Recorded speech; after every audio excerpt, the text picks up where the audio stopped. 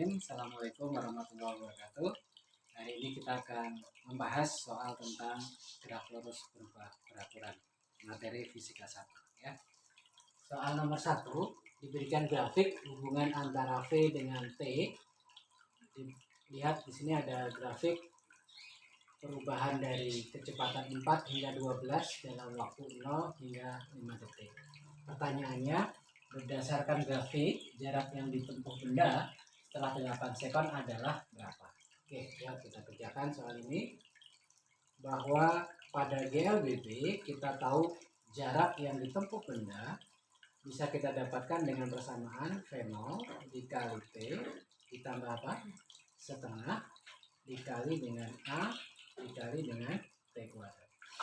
ST ini adalah jarak, V0 adalah kecepatan awal, T adalah waktu yang diberikan selama benda bekerja, A adalah percepatannya, T adalah waktu tadi, sama dengan itu. Nah, kita ganti harga A pada rumusan ini, bahwa percepatan itu adalah perubahan kecepatan kita bagi terhadap beban waktu.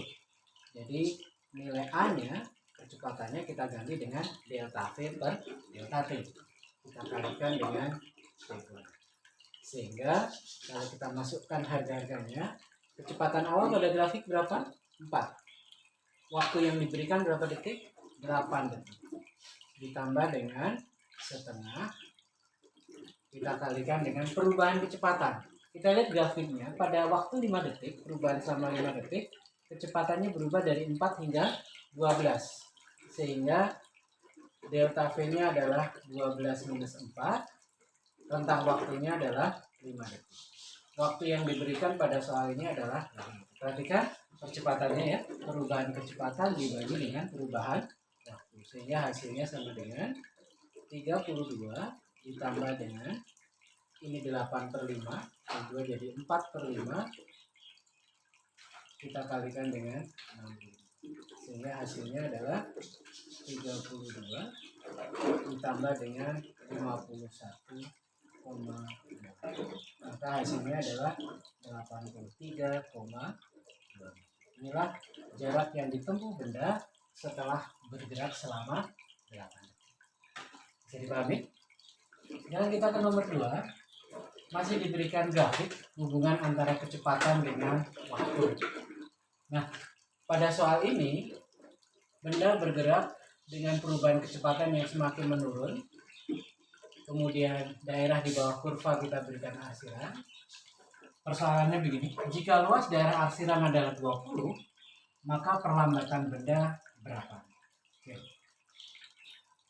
Yang kita arsir, wilayahnya adalah berupa segitiga. Sehingga luas arsiran adalah berupa luas segitiga. Masih ingat kan luas segitiga?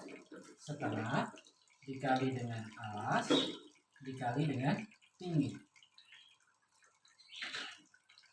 Nah, dalam hal ini sebagai alas adalah waktu, sebagai tinggi adalah V-nya. Sehingga luas arsirannya 20 sama dengan setengah, alasnya 4, perhatikan alasnya 0 sampai 4 ya. Kemudian dikali dengan tingginya adalah V. Jadi dikali dengan V. Sehingga V pada grafik ini adalah berharga 20 dibagi 2 ya. Setengah kali 4 2, kita pindah ruas jadi pembagi.